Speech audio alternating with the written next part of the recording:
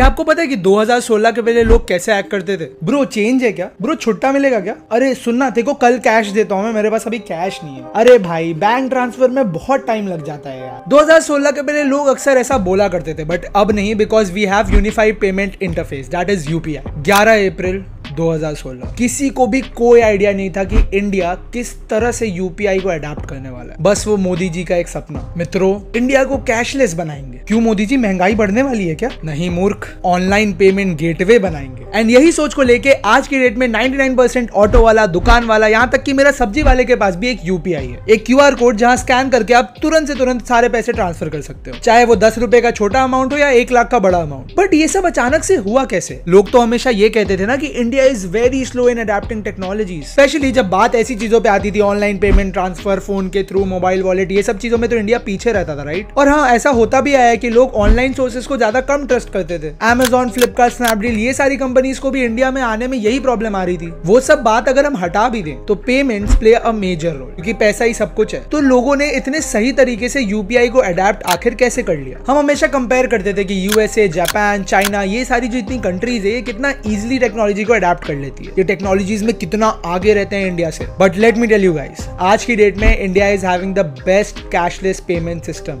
In the whole world with the most effective and efficient framework. आज की date में online payment system या फिर यूपीआई को यूज करने वाले 26 करोड़ से भी ज्यादा यूजर्स हैं इंडिया में। और हाँ, मंथली, एक सेकेंड नोट कर लेना, मंथली 6000 करोड़ से भी ज्यादा ट्रांजैक्शंस होते हैं। एंड इसकी वजह से हमारे देश को पूरे वर्ल्ड में नंबर 1 ऑनलाइन पेमेंट इकोसिस्टम का टाइटल भी मिला है, जिस चीज में आज की डेट में काफी सारी कंट्रीज भी पीछे है। ब्रो ये बात तो एकदम तू सही बोल रहा है यार। मेरे पापा मम्मी पहले खुद ही ऑनलाइन पेमेंट ट्रांसफर पे ट्रस्ट नहीं करते थे। यूपीआई के पहले भी वो बैंक में जाके पैसे जमा कराते थे और सब कितना डरते थे, मैसेज कब आएगा, ऐप कैसे यूज करें, ऑनलाइन कैसे यूज करें। बट यार अब कितना सिंपल हो गया है, अब तो लोगों को कैश कैरी करने की जरूरत ही नहीं पड़ती, हर जगह यूपीआई मिल जाता है। बट यार एक बात बता, ये सब हुआ कैसे? अचानक से यूपीआई इतना ज्यादा लोगों में कैसे छा गया? ये बात तो तू एकदम सही बोल रहा है ब्रो। उसके पीछे भी काफी सारे रीजन है कि क्यों यूपीआई आज की डेट में इतना ज्यादा इंडिया में सक्सेसफुल है। बट चलो उसके पहले हम कुछ यूपीआई के बारे में जानते हैं कि यूपीआई एग्जैक्टली है क्या। आई बेट आप में से सारे लोग कुछ ना कुछ तो यूज करते होंगे, जीपे, फोन पे, मोबीक्विक, पेटीएम, कुछ ना कुछ तो आप यूज कर ही रहे होंगे। But it all started with one link, वो है UPI. UPI was designed, produced and currently owned by NPCI, that is national payment cooperation of India. And the first UPI based startup in India was PhonePe. PhonePe को 2016 में फ्लिपकार्ट ने acquire कर लिया था। उसके बाद जब वो लॉन्च हुए तो बहुत ज्यादा तहलका मच गया। It was the first UPI based app जिसके डाउनलोड्स 10 मिलियन से भी ज्यादा क्रॉस हो गए थे। Nation wide it was the largest driver of UPI payments और वो बहुत ही जल्द 1 million transactions a day hit कर चुका था। Then slowly Paytm got the license in November 2017 and they also rolled out with the same thing। और धीरे धीरे जीपे, मोबीक्विक और काफी सारे बड़े बड़े प्लेयर्स भी इस मार्केट में घुस गए। बट हमारे गवर्नमेंट ने और एनपीसीआई ने मिलकर लॉन्च किया भीम,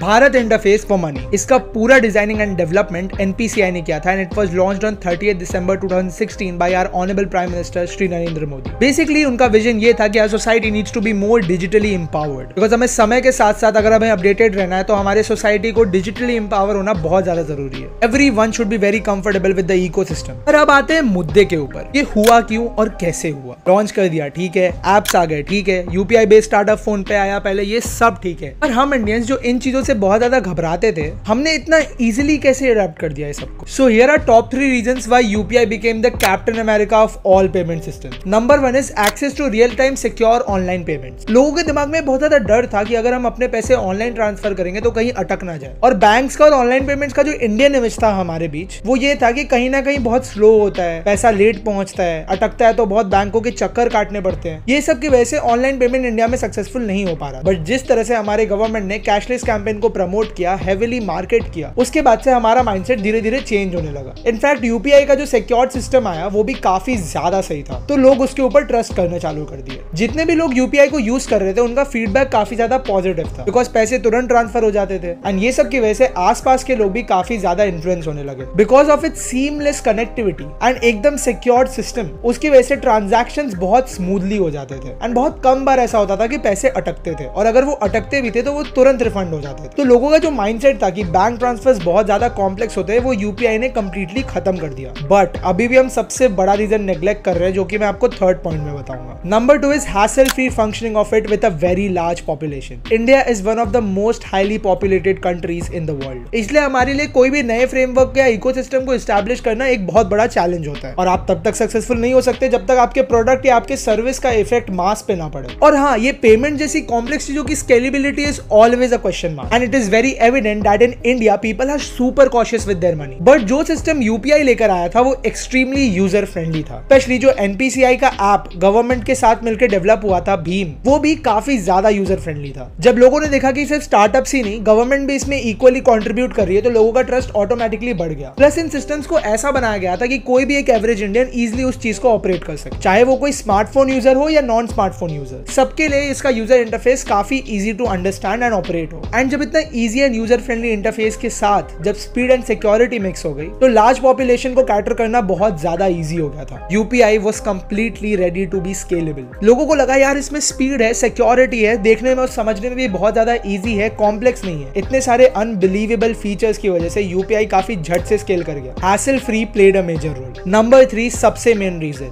डीमोनेटाइजेशन। भाई क्या बात कर रहा है, उस रात 8 नवंबर 2016 नोटबंदी, नहीं, ये नोटबंदी नहीं, नोटबंदी मतलब डीमोनेटाइजेशन। लोगों का होश और जोश सब जैसे कहीं हवा में उड़ गया हो, 500 रुपए की नोट की तरह। याद है वो दिन जब घंटों लाइन में खड़े थे पैसा जमा कराने और पुराने नोट एक्सचेंज कराने के लिए। और भाई उसके अलावा हमें जो नए ब्रांड न्यू नोट्स मिले थे भाई 2000 के, वो तो ठीक है भाई, बट वो नोट इस गरीबी में मैंने आज तक नहीं देखे। हाँ भाई, jokes apart, demonetization was a major reason. जहां बस यूपीआई के थ्रू 90 करोड़ के आसपास का ट्रांजैक्शन हो रहा था, वो डायरेक्टली डीमोनेटाइजेशन के बाद 700 करोड़ से भी ज्यादा हिट कर गया विद इन 2 मंथ्स। कैश की अवेलेबिलिटी कम थी और वेट टाइम भी बहुत ज्यादा था। इस रीजन की वजह से ऑटोमेटिकली लोग ऑनलाइन पेमेंट्स पे शिफ्ट करने लग गए, मतलब they had no other way out. And probably इस रीजन की वजह से यूपीआई का जो कॉन्सेप्ट था वो बहुत ज्यादा रैपिडली या फिर फोर्सफुली स्केल हो गया। ये 3 रीजंस के अलावा भी यूपीआई के सक्सेस के पीछे और भी काफी सारे स्ट्रॉन्ग रीजंस हैं, जो कि आज की डेट में यूपीआई को काफी ज्यादा सक्सेसफुल बनाते हैं। एंड यूपीआई के ये फीचर्स की वजह से हर रोज ट्रांजैक्शंस या फिर उसके यूजर्स कंपाउंड होते चले जा रहे हैं। पहली बार इंडिया में एक ऐसी क्रूशियल एंड एडवांस टेक्नोलॉजी आई है जो कि लोगों के फिंगर टिप्स पे है, जिसकी वजह से काफी सारे लोगों की लाइफ भी बहुत ज्यादा सिंपल हो चुकी है। Demonetization is yet a very debatable topic. इसके ऊपर कोई भी स्टेटमेंट देने से काफी सारे पॉलिटिकल कॉन्फ्लिक्ट्स खड़े हो सकते हैं, but when it comes to India adapting to online payment systems, UPI and all these apps which are very high in terms of technology, demonetization played a very positive role and it helped India a lot in becoming world's best online payment accessibility framework. पर बात यहाँ पर खत्म नहीं होती।